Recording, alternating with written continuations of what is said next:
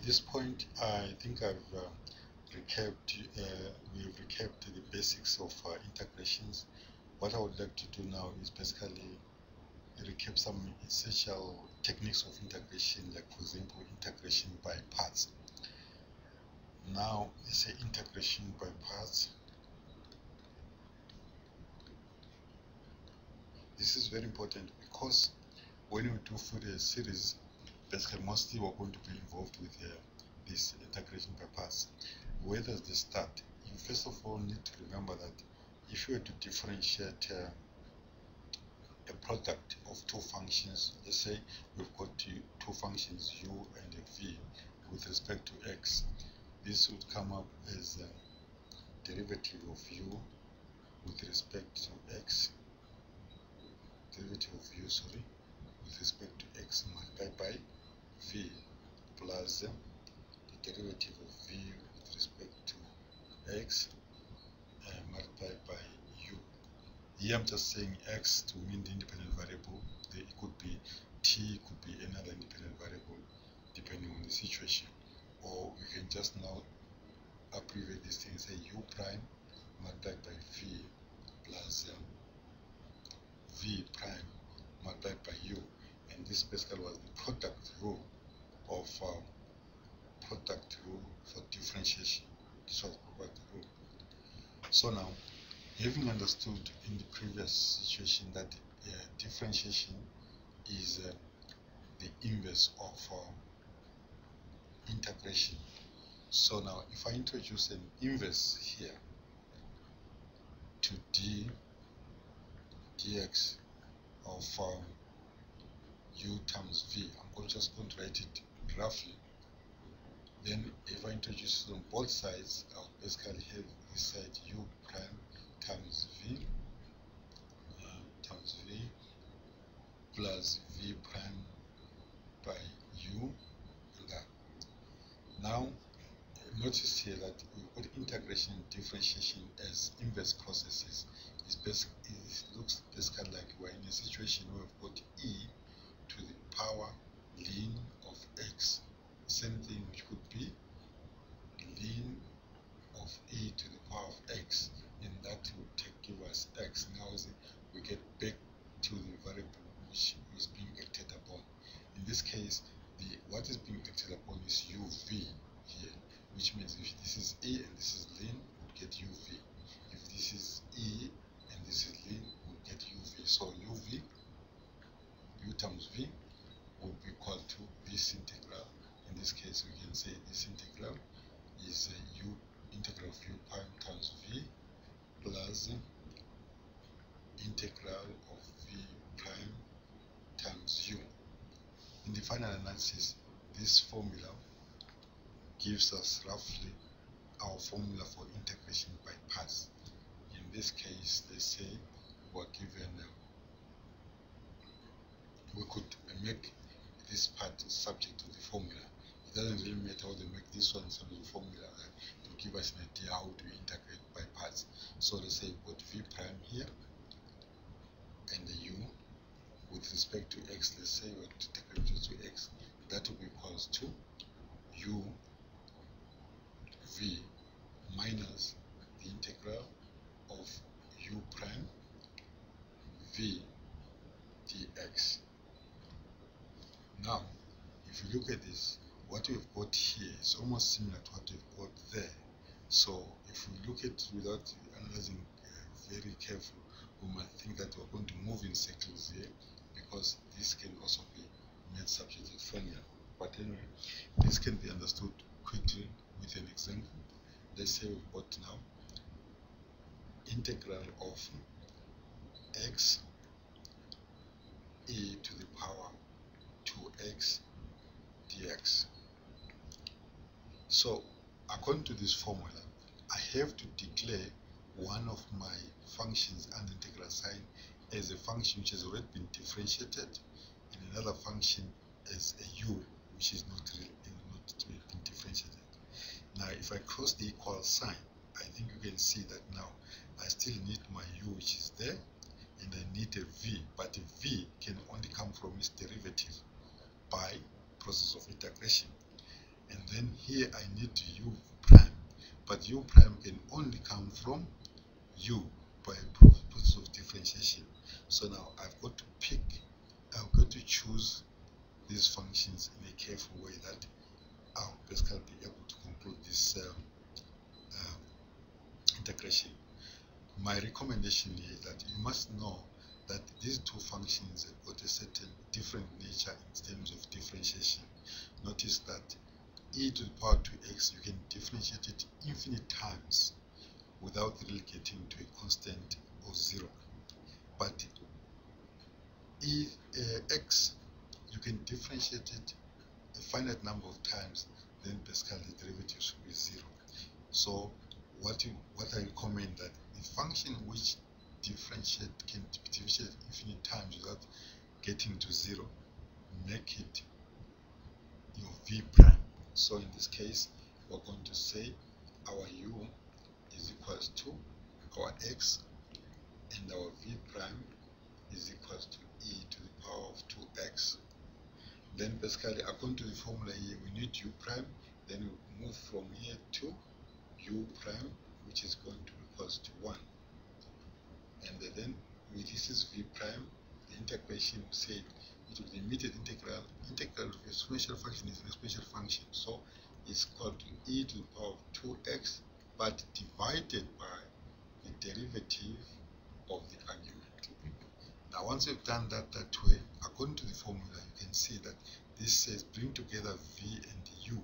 So bring together v and u, then take v prime and v under integral sign. So take v prime and v under integral sign, and then what you do is you subtract that. You subtract this was integral sign. So in this case now, this is going to come up as x e to the power 2x over 2 minus integral of 1 times e to the power 2x over 2 dx. You can see that 1 over 2 is a constant. You can take it outside the integral sign. Then we give x e to the power of 2x all over 2 minus half e to the power 2x dx. Now when we are here now, we can actually apply what we did there, because we integrated this to get to there.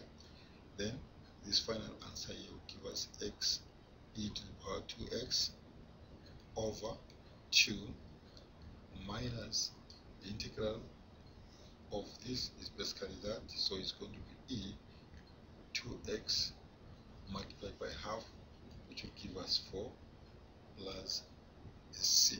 So that integral there will be now complete.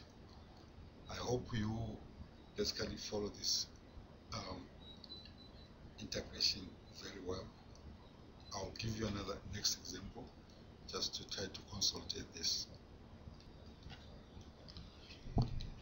Let's go to the next example on integration by parts. Let's say we've got integral of x squared cosine nx dx. Notice that n is a constant. Now again, if you look at these two functions, cosine can be differentiated infinite number of times without settling at 0, but x squared can be differentiated at least, let's say, up to maybe 2 times, third time, fourth, and so on. They will be equal to 0. So our choice must be u is equals to x squared, and then u prime will be equals to 2x, and our v prime is going to be equal to cos n x, and our v, which is the integral of that, is going to be sine n x divided by the derivative argument, which is n. Then again, v in the formula, v and u come together, and there is 2 under integral sign, and we subtract them. then this integral is going to be equals to x squared sine nx all over n minus the integral. Let's immediately take out 2 over n outside the integral sign and say x sine nx dx. So which means now here we basically at the initial situation, but the power of x now is 1. So we can repeat the integration by parts. Now our choice of u will still going to be x, and the u prime in this case is going to be 1, and our v prime is going to be sine nx. Then our v in this case sine is a derivative. You could say that the sine is a derivative of minus cosine nx divided by the derivative of argument. Let's cancel that and put an equal sign there. Then we can now copy this as x squared sine nx over n minus 2 over n. Let's have a big bracket here, square bracket. Now we've got this and that, and integral sign is going to give us minus x cosine nx all over n, and then this 2 will go on integral sign with a minus, and then this is going to be minus and minus will make us a plus. Then you've got integral of cosine n x dx, and you can have a 1 over n outside the integral sign, then you stop there. So you see now after differentiating x squared twice, we're at 1, so the next derivative will be 0, but at this now, this here we've got a single function to integrate. You can integrate simply. Then our final integral here will look like x squared sine nx over n. Now removing the brackets here, minus and minus will give us a plus. Then we've got 2x cosine nx all over n squared. Then the integral of cos is sine, because cos n is a derivative. So but if you divide it by the derivative of the argument, which will give us n squared, and this n here will give us n cubed. So we're going to have this plus, so minus, because there's a minus sign outside there. Let's have this as minus sine nx all over n cubed plus c. You can double check that integral whether it's done correctly, but this was supposed to do.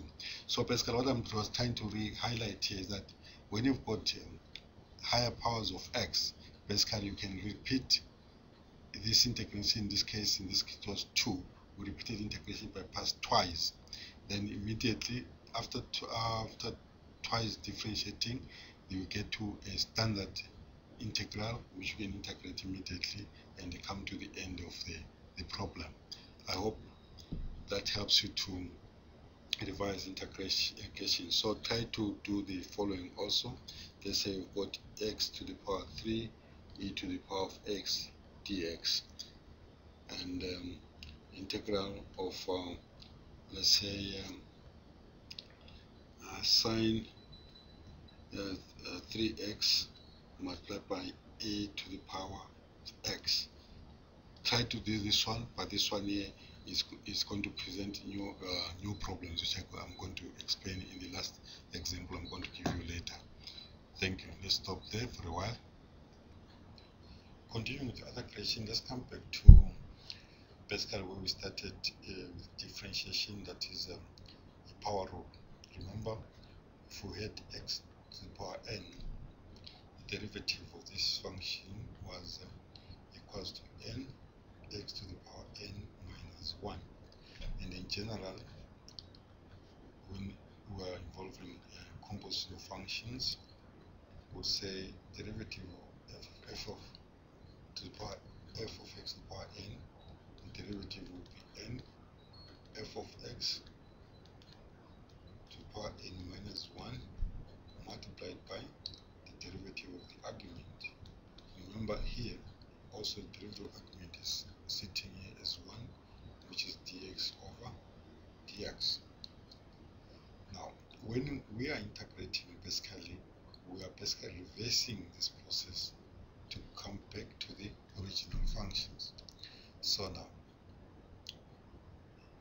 let's start from a derivative like, for example, n x n minus 1, and then this is my initial point, this is the function given. I want to go back to the function which was differentiated. Let me use a capital letter here. What I would do is basically to reverse what happened here, which means that I need to add a 1. So what would happen is that n x n minus 1 plus 1. And when I was differentiating, the power which was given, I multiplied it here. Now here I would basically do the opposite. The power which I've come up with here, the new power, I'll basically divide by it here. So which is n minus 1 plus 1. I hope you understand the reverse process there. I'm basically, I know that I've started from n, I've got here. Now I want to reverse it backwards.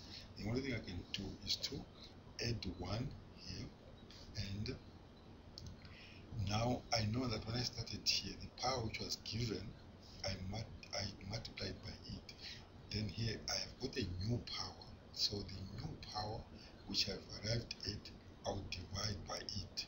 There I'm trying to emphasize that I'm doing almost the opposite of everything I did to move from here to there. So then this simplifying will give us x to the power minus 1 plus 1 is 0 plus n will give us n, and then this n is still sitting there with a constant. Then in the denominator I would have n minus 1 plus 1, which also when simplifying I get n x n over n. In the final analysis I've got my answer as x to the power n, which means that I basically arrived exactly where I started by reversing this differentiation. So what does this mean in general? In general, it means then if you've got your function y, x to the power n, if it is a derivative and you want to raise the function which was differentiated, you basically would say this is equals to capital letter y equal to x n plus 1. This is what I did there to reverse the way I added the 1. So this new power I divide by it, opposed to multiplying in differentiation. So taking this thing, and here you must be careful that in this case here, this n must be different from minus 1, because otherwise here you have a division by 0, which is not acceptable.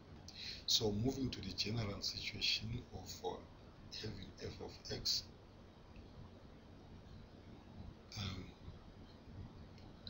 to the power n, basically if it is a derivative, we know that it must be multiplied by f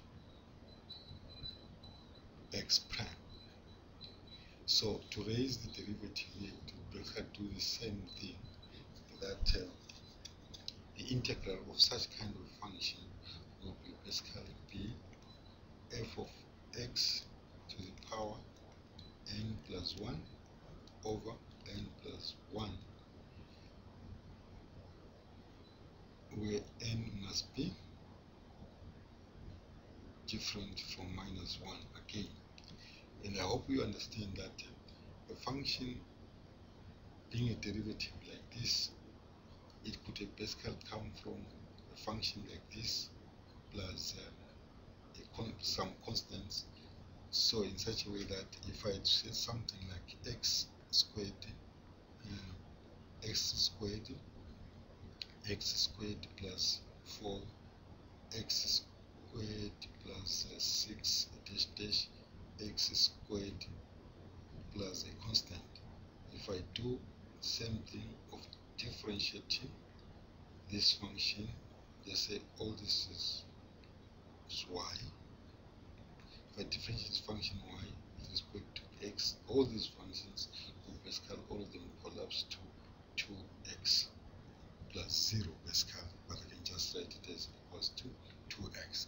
So when I'm going now to integrate 2x with respect to x, I must know that now I'm going to do exactly the same thing as by saying x to the power 1 plus 1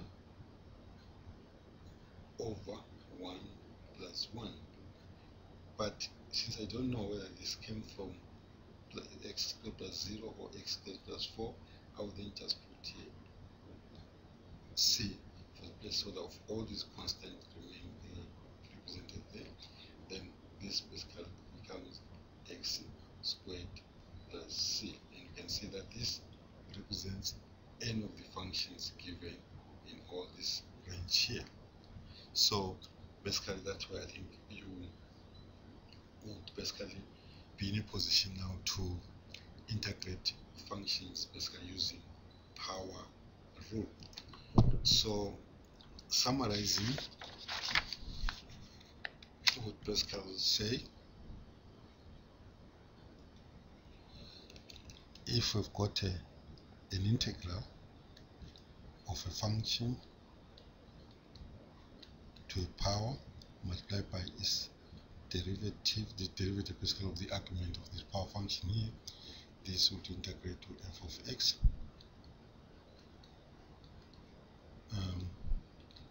n power n plus 1 over n plus 1 plus a c, and that is power rule for integration, and because that n here is different from 0.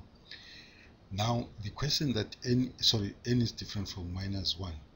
The question that n is different from minus 1 takes us to another problem here, another type of integral here. Now let's say n was minus 1 here. Check what's going to happen. It will be f of x to the power minus 1 multiplied by f of x prime dx, which this is equals to f of x prime over f of x dx. Now once we've got a derivative which is a derivative which is a quotient, the candidate suspect, you must know that you are dealing with a derivative of kind of a ln function. Remember, f of y equals to ln of x.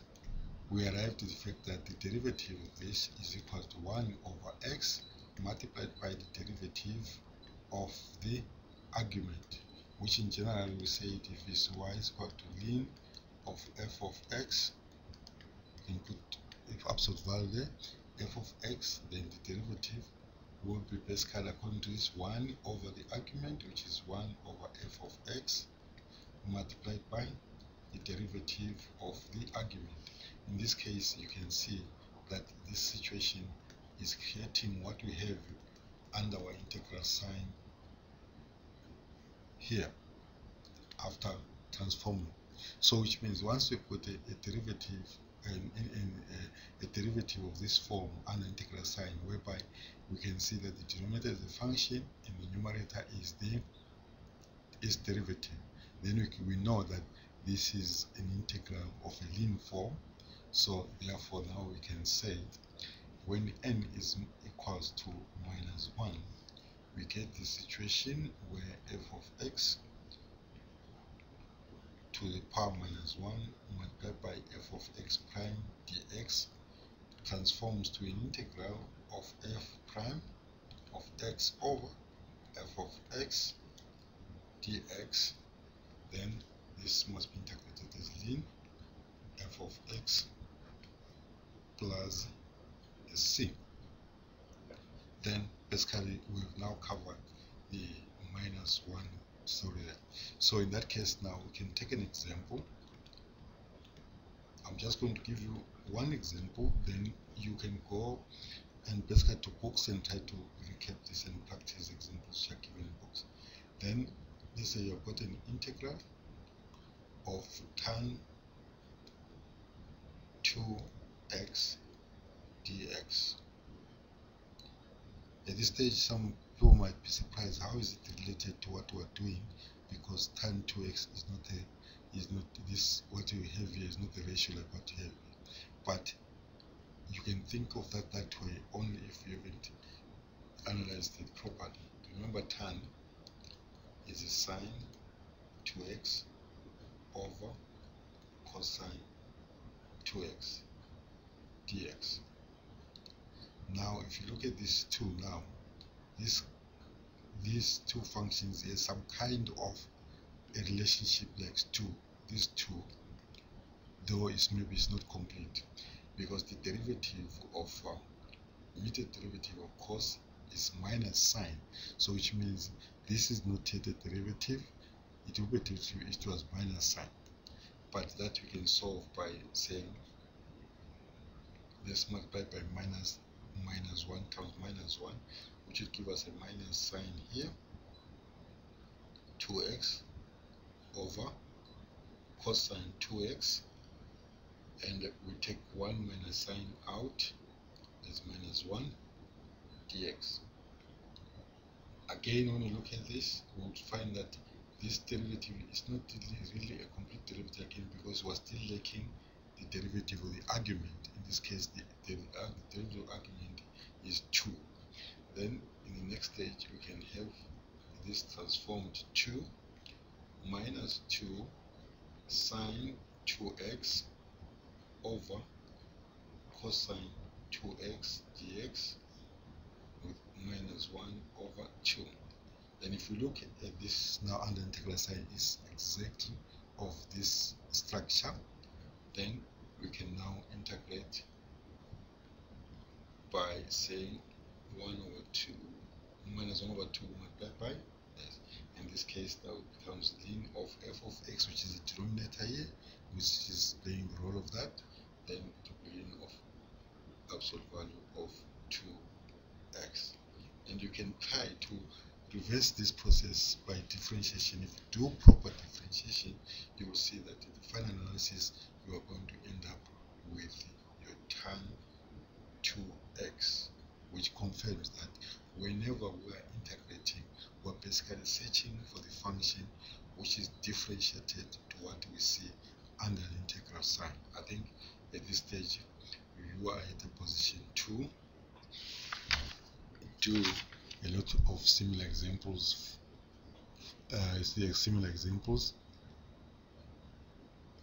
And basically practice. Let's say we're given, let's say, examples.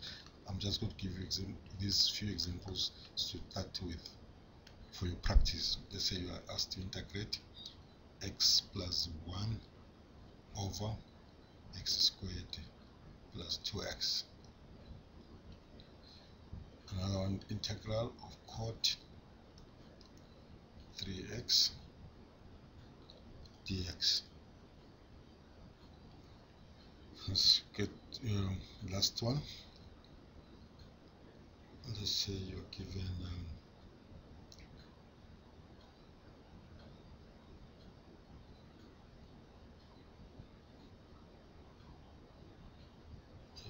something like let's say tan hyperbolic 3x dx. Let's see whether I can integrate it in this form. Thanks, you're out of there. Please continue with your practice. At this point, I think I've we've recapped the basics of integrations. What I would like to do now is basically recap some essential techniques of integration, like for example integration by parts. Now let's say integration by parts. This is very important because when you do for the series, basically mostly we're going to be involved with this integration by parts.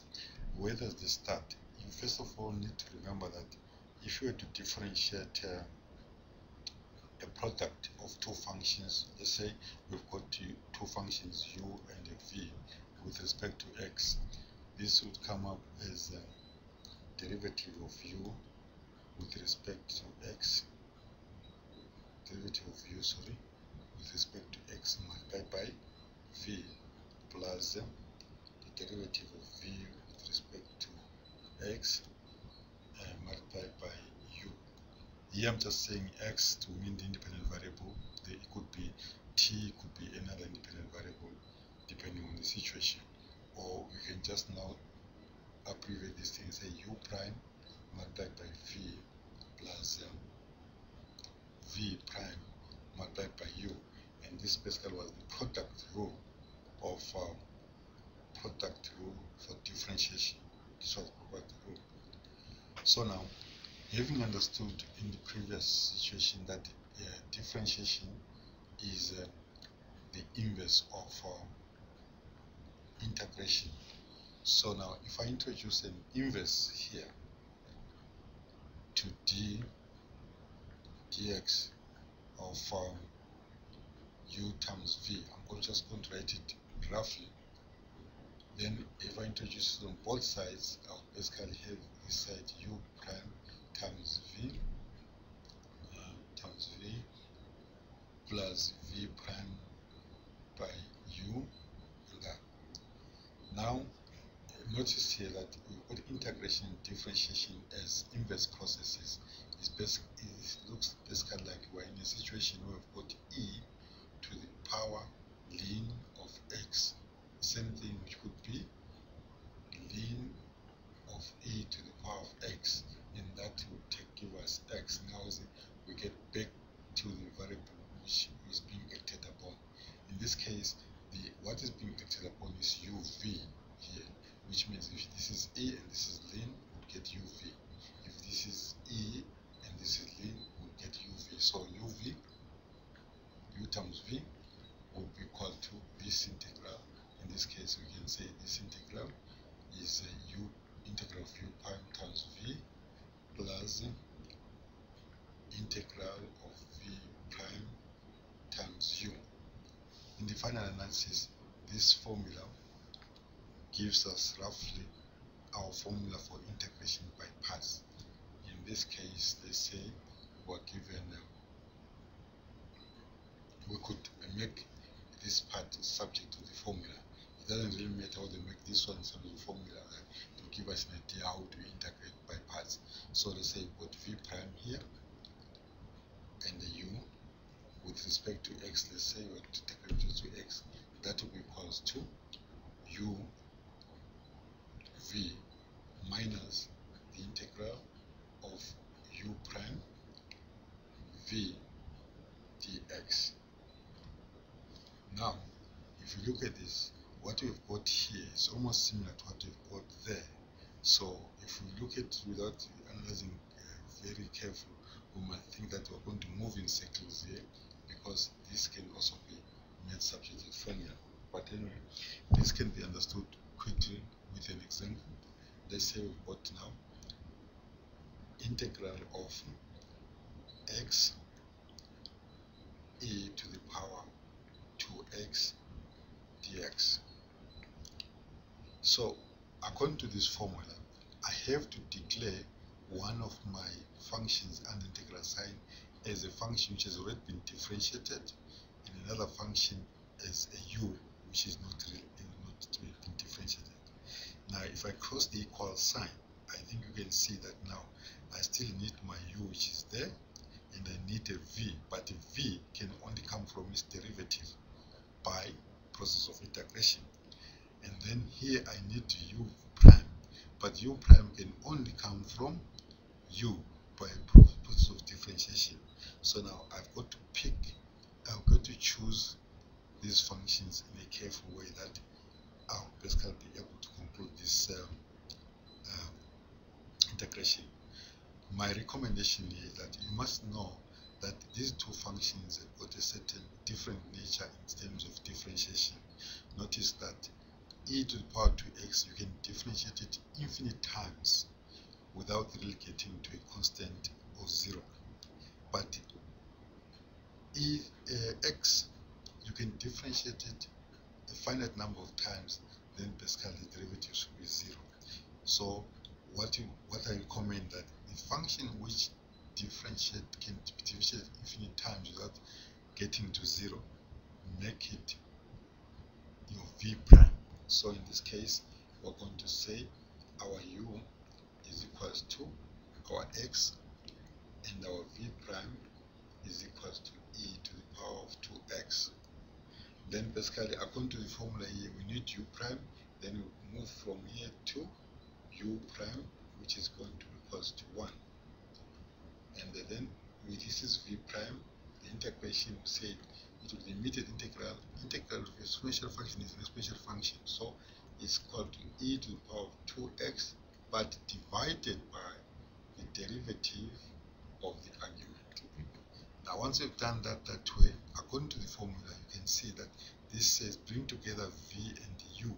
So bring together v and u, then take v prime and v under integral sign.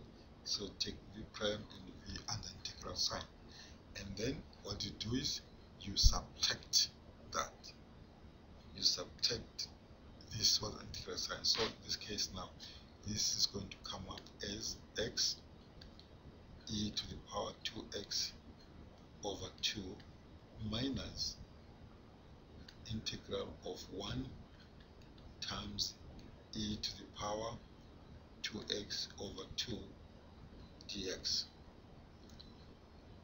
You can see that 1 over 2 is a constant. You can take it outside the integral sign. Then we give x e to the power of 2x all over 2 minus half e to the power of 2x dx.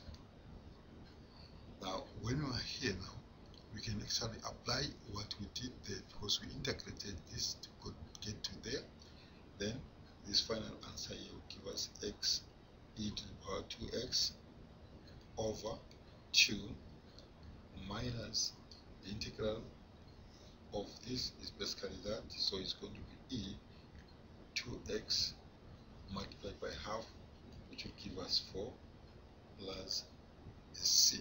So that integral there will be now complete. I hope you basically follow this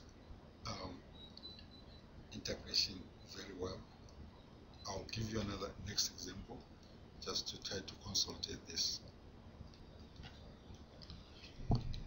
Now let's look at the next example on integration by parts. Let's say we've got integral of x squared cosine nx dx. Notice that n is a constant. Now again, if you look at these two functions, cosine can be differentiated infinite number of times without cycling at 0, but x squared can be differentiated at least, let's say, up to maybe 2 times. Third time, fourth, and also on, they will be equal to 0. So our choice must be u is equals to x squared, and then u prime would be equals to 2x, and our v prime is going to be equal to cos n x, and our v, which is the integral of that, is going to be sine n x divided by the derivative argument, which is n. Then again, v in the formula, v and u come together, and these two under integral sign, and we subtract them. Then this integral is going to be equals to x squared sine nx all over n minus the integral Let's immediately take out 2 over n outside the integral sign and say x sine n x dx. So which means now here we basically at the initial situation, but the power of x now is 1. So we can repeat the integration by parts. Now our choice of u will still going to be x, and the u prime in this case is going to be 1, and our v prime is going to be sine nx. Then our v in this case sine is a derivative. Could say that the sine is a derivative of minus cosine nx divided by the derivative argument. Let's cancel that and put an equal sign there. Then we can now copy this as x squared sine nx over n minus 2 over n. Let's have a big bracket here, square bracket. Now we've got this and that, and the integral sign is going to give us minus x cosine nx all over n, and then these 2 will go an integral sign with a minus, and then this is going to be minus and minus will make us a plus. Then you've got integral of cosine n x dx, and you can have a 1 over n outside the integrals, outside the integral sign, then you stop there. So you see now after differentiating x squared twice, we're at 1, so the next derivative will be 0, but at least now this here we've got a single function to integrate. You can integrate simply. Then our final integral here will look like x squared sine nx over n. Now removing the brackets here, minus and minus will give us a plus. Then we've got 2x cosine nx all over n squared. Then the integral of cos is sine, because cos n is a derivative. So but if you divide it by the derivative of the argument, which will give us n squared, and this n here will give us n cubed. So we're going to have this plus, so minus, because there's a minus sign outside there. Let's have this as minus sine nx all over n cubed plus c. You can double check that integral whether it's done correctly, but this was supposed to do. So basically what I was trying to highlight here is that when you've got higher powers of x, basically you can repeat this integration. In this case it was 2. We repeated integration by parts twice. Then immediately after twice differentiating, you get to a standard integral, which you can integrate immediately and come to the end of the problem. I hope that helps you to revise integration. So try to do the following also. Let's say we've got x to the power 3 e to the power of x dx, and integral of let's say sine 3x multiplied by a to the power of x. Try to do this one, but this one here is going to present new problems, which I'm going to explain in the last example I'm going to give you later. Thank you. Let's stop there for a while. The last exercise I gave you in the previous session was of this nature.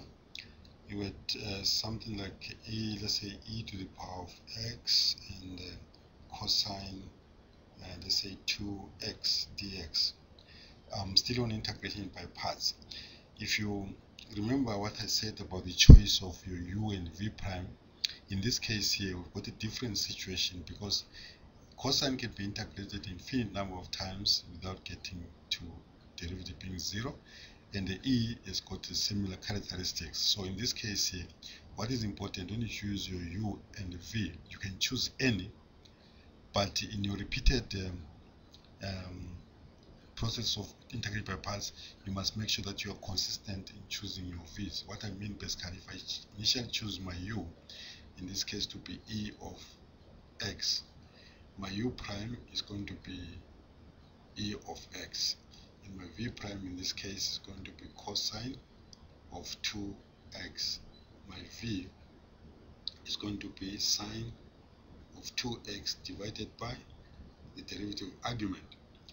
In this case, if I'm going to repeat this integration by parts, which I'm going to do, I still have got to take my u to be the exponential function and my v prime to be the trigonometric function. Then that way I'll be able to conclude the integration easily. So in this kind of integration, let's call this integral I. Then if we start our process of integration, which we've already started here, we then multiply our u and v, take this an integral sign with the subtractions before the integral sign. So which means that this integral is going to be e to the power of x sine of 2x over 2 minus the integral of e x sine of 2x. Let's put this to outside integral sign. Now when you look at this, it looks like we're basically at the initial point there, and it could seem as if this process is never going to end, but this process will end as long as we work with our eyes opened and monitoring what is happening closely. Now in our repetition of integration by parts, basically what's going to happen, we can still say our u is equals to e of x, and our u prime is going to be e of x. Our v prime is going to be sine of 2x, and our v is going to be equals to minus cosine of 2x all over 2. So if you do the same pattern, these two and those two are integral sign and minus sign before, what is going to happen now, we're going to have our integral continuous being e to the power of x sine 2x all over 2, and then minus half in brackets, we're going to have what we have here. This is that times that, which is e x cosine 2x over 2 with a minus sign before. Now these two multiplied in minus sign there, it gives us a plus integral of e to the power x cosine 2x dx, and our half outside integral sign. Then if we look at this carefully, you will see that this integral is the one which you started with, which in this case it is I. And once we see that appearing, that's why I said you must monitor carefully what's happening so that you can be able to stop. Once you see that happening, you stop repeating your integration by parts. Usually in this kind of case, you will do integration by parts twice, and then the integration you started must reappear. Now how do you conclude this? Let's first of all remove these big square brackets, which means we're going to have e to the power of x sine 2x over 2. Minus sign will give us a plus, then you get e to the power of x cosine 2x all over 4. Then this minus sign, that plus sign, is going to give us a minus, and then we're going to have a minus 1/4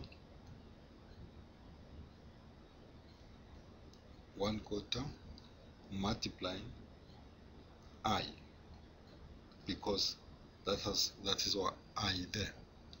So now at this stage, now we've got I on the right hand side of the equation and the I on the left hand side. So we can group these I's together, which is going to give us I plus 1/4 of I equals to e to the power of x sine 2x all over 2 plus e to the power x cosine 2x all over 4. Now, our target at the beginning here was to get I, and now we've got I in the equation here. So what we can do, we can take a common factor I, and basically have inside the 1 plus 1/4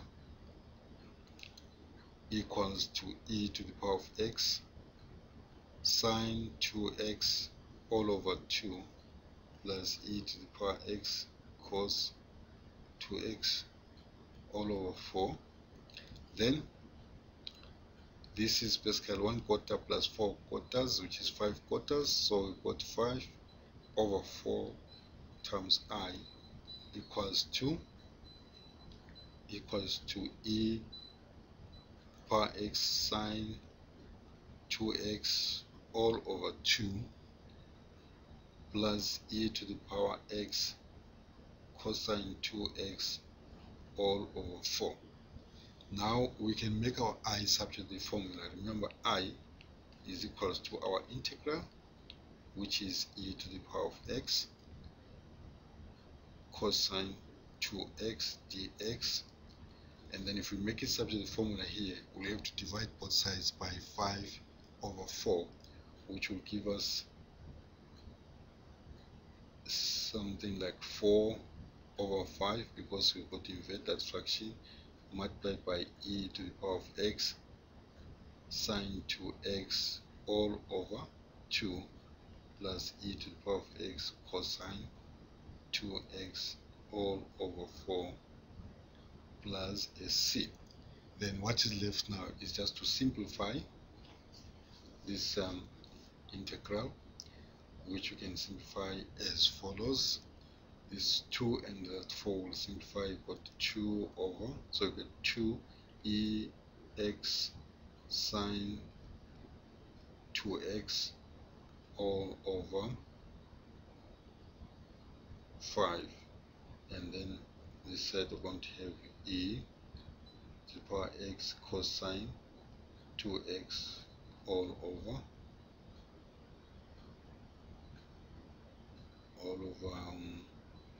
5 plus c.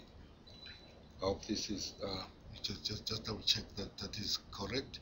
This 2 here simplifies this 2 there, get a 2, and then you've got a 5 here. Now here you get here 4 simplifies with that 4, you get a 5 there.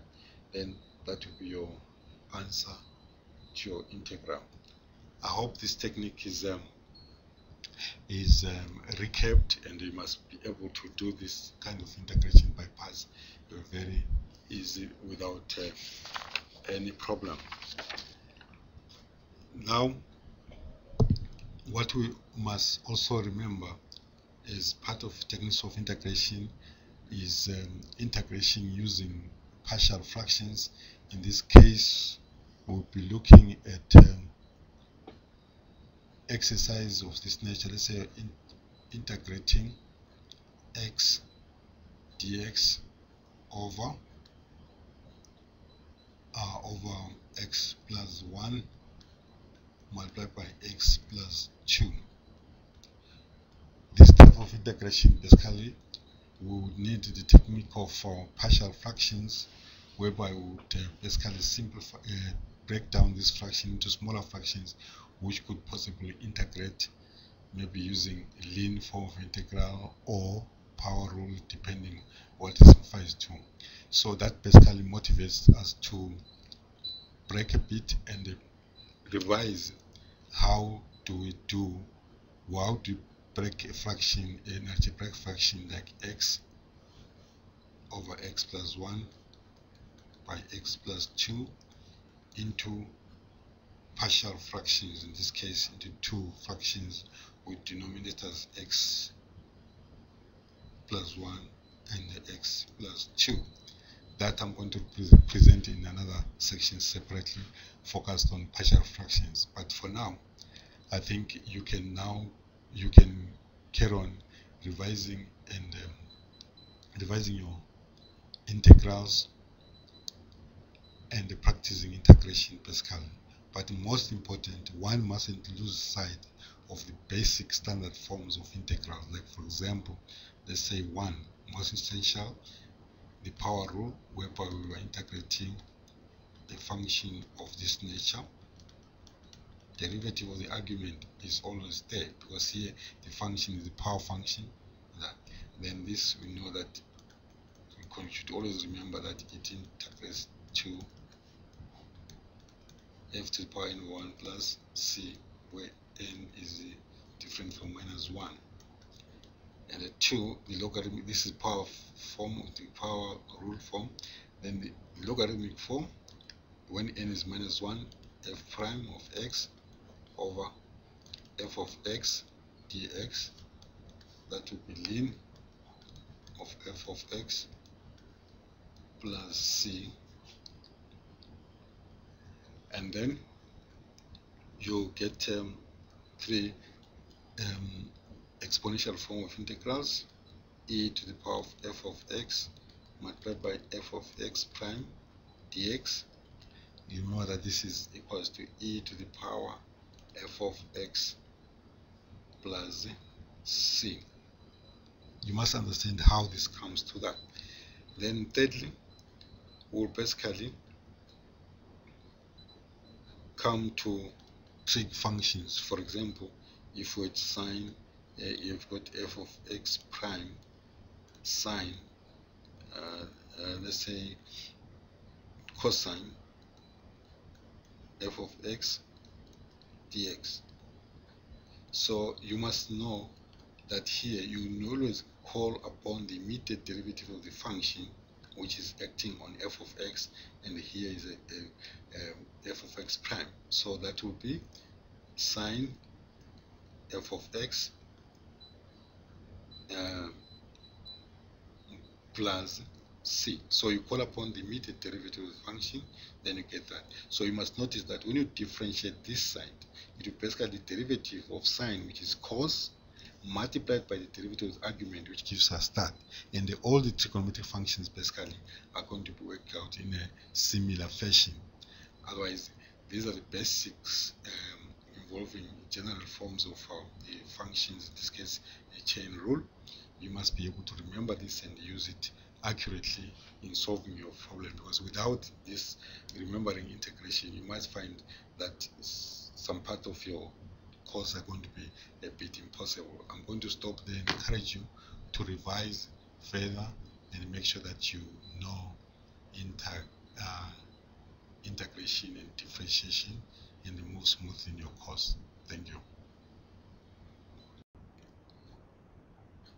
At this stage, I would like to recap important facts about integration. Straight integration. I hope you still remember that integration is closely related to differentiation. Actually, in simple, I could say integration and differentiation are two sides of the same coin. And if you cannot differentiate properly, it would be very difficult to integrate properly. Actually, integration and integration should be understood as inverse processes. Now, as I can use this arrow to basically say I can move from differentiation, from integration to differentiation, and vice versa. So now, let's say we're given a function like y is equals to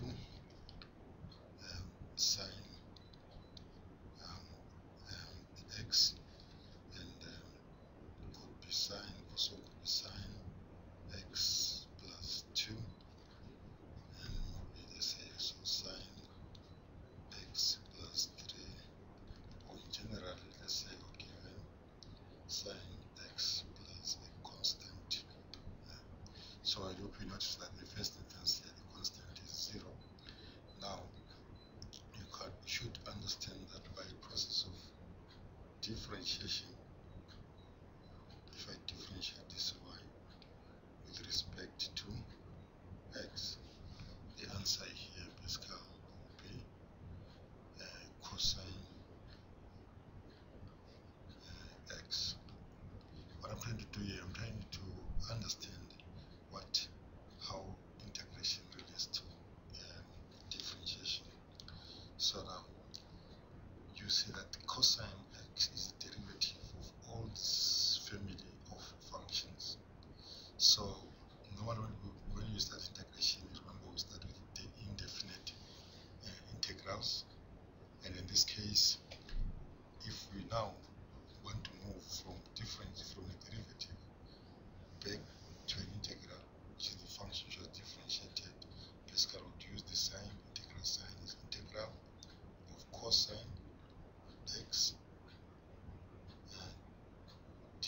2x.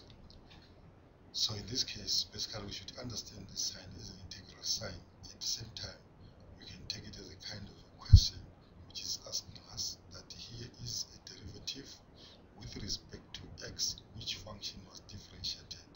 In this case, if we look at this column functions here, we cannot precisely say whether it was cosine x, whether it was sine x plus 2, or sine x plus 3, or sine x plus any constant c. So in that case, if we were to answer this thing just from this, we would say the function was differentiated to get this derivative, and the integral sign is equals to sine x plus c. And that c here is a real number standing for the range of possible constants throughout this column of functions. So in other words, what I'm trying to say here is that whenever you're given a derivative, in this case cos, to recover what the function was differentiated, we must integrate. As you can see here, we started by differentiating a function, we go to a derivative. Now from differentiation back to the function, we are integrating. So if you understand this properly, it will be very good. Then what it follows is basically to know all the standard derivatives, so that the standard derivatives and the way that the functions are differentiated by those derivatives, then basically you probably have got answers for all your standard integrals. But the story does not end there. What actually message I put across here is that under the integral sign, what must sit under the integral sign must be a derivative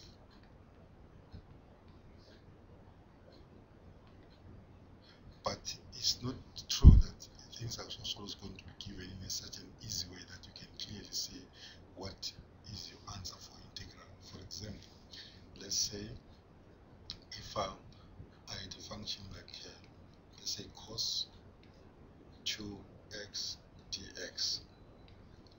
Now if I were to find the function which was differentiated to get this kind of a function, I must first of all think of the fact that this is supposed to be a derivative. But if this is a derivative, remember we said that a derivative function is always the derivative of the immediate function multiplied by the derivative of the argument. But in this case here, the function does not change the argument if it's being differentiated. In this case, the argument is 2x. So if we know that the derivative of the cosine is the derivative of sine. So now if you are being asked what is the function which is differentiated to get cosine of 2x, we cannot answer that question unless and until we've transformed this into a complete derivative. And the complete derivative is the immediate derivative of the function multiplied by the derivative of argument. So there's something which is lacking here. So what I'm going to do in the next line, we should try to transform this to a derivative. And normally that's easy doing it this way. Let's say now we know that the derivative of this argument will be 2. So we are basically looking at 2 under this integral.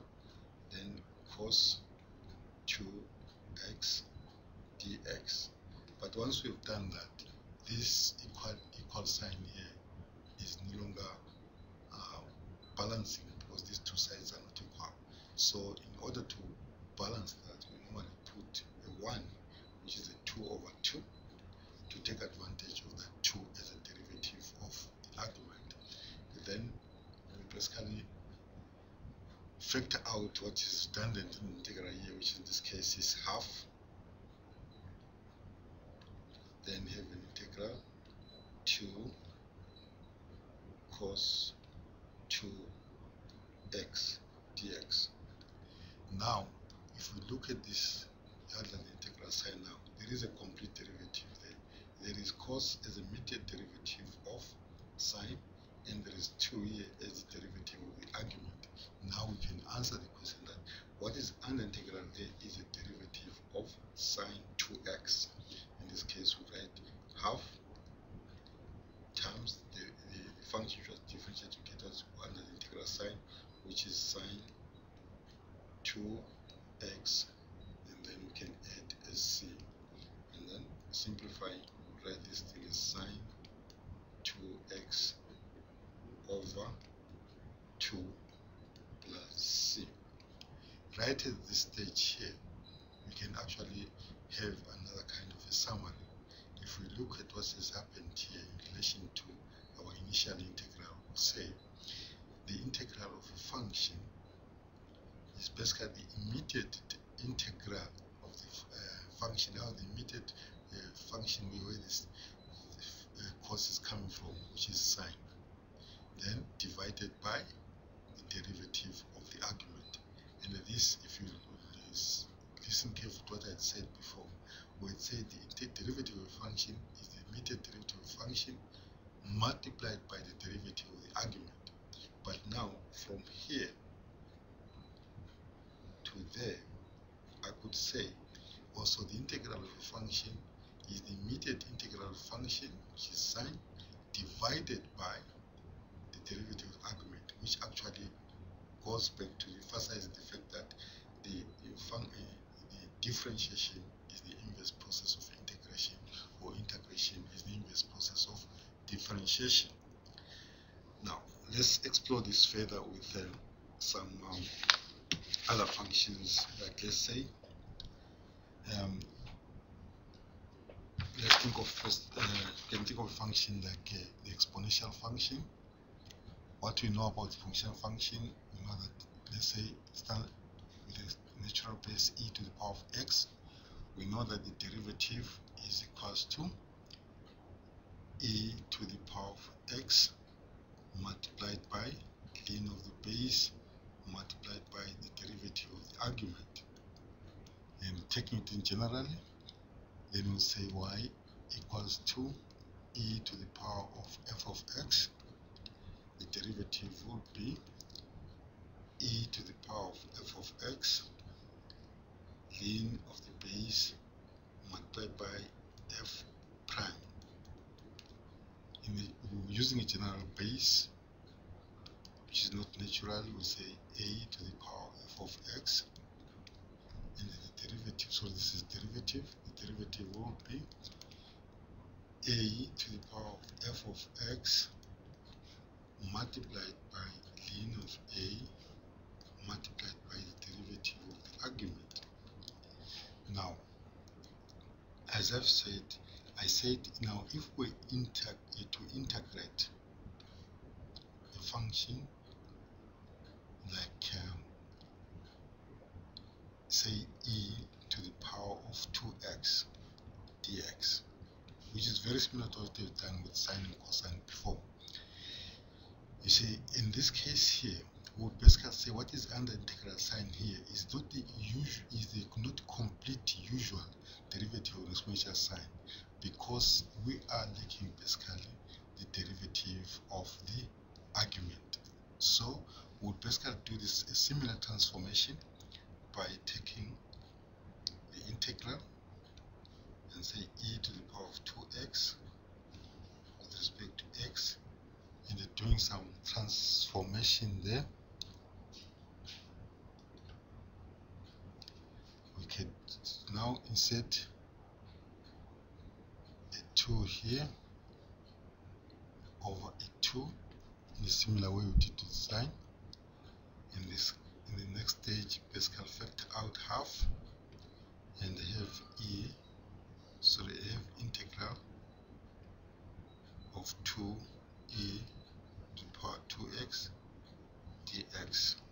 Then once this expression under integral sign is adopted, the form of the derivative of the function, remember ln of e is 1, so the 1 is included there as a factor, and then f prime is included as 2.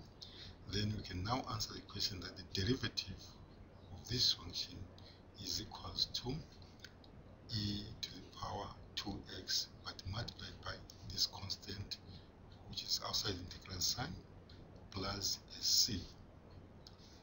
Then simplifying, we've got e to the power of 2x over 2 plus c. Then again I can repeat exactly the same thing, that from this initial step here to that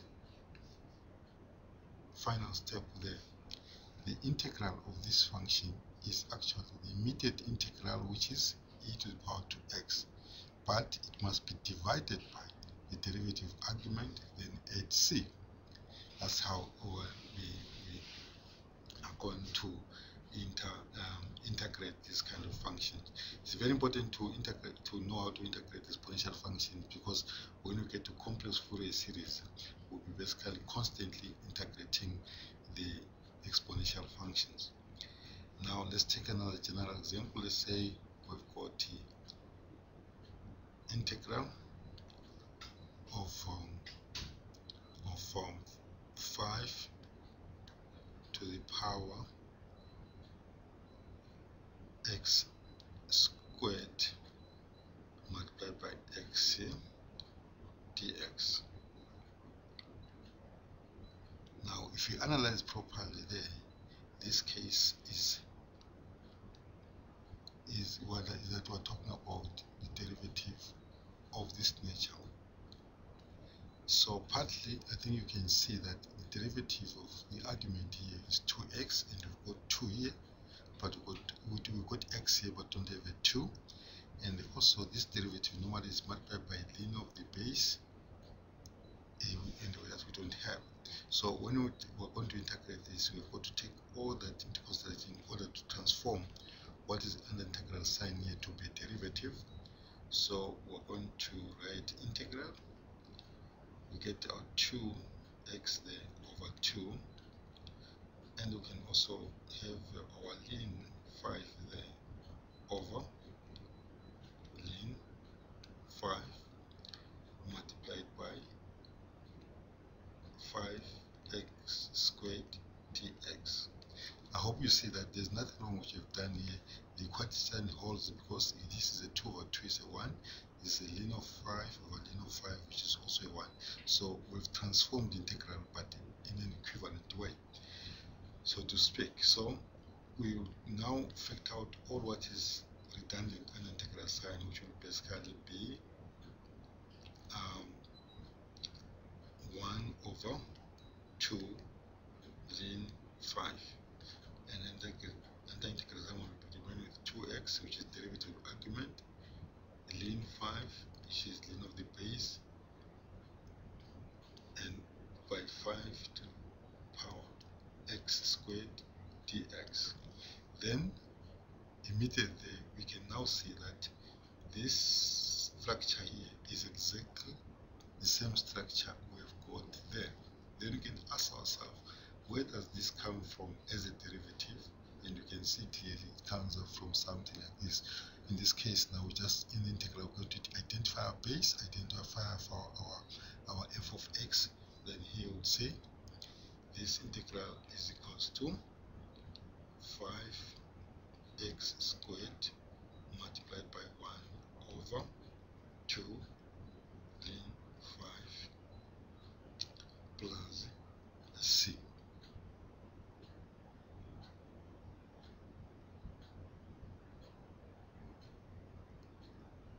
And then basically what is going to happen now is that we can now simplify this and write 5x squared over 2 ln of 5 plus c.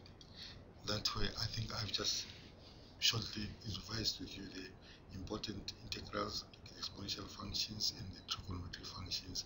And what is important basically is to understand the relationship of integral and derivative, and know how to manipulate any function given to transform it to a derivative so that we can give your answer to your integration. I'll stop there for now.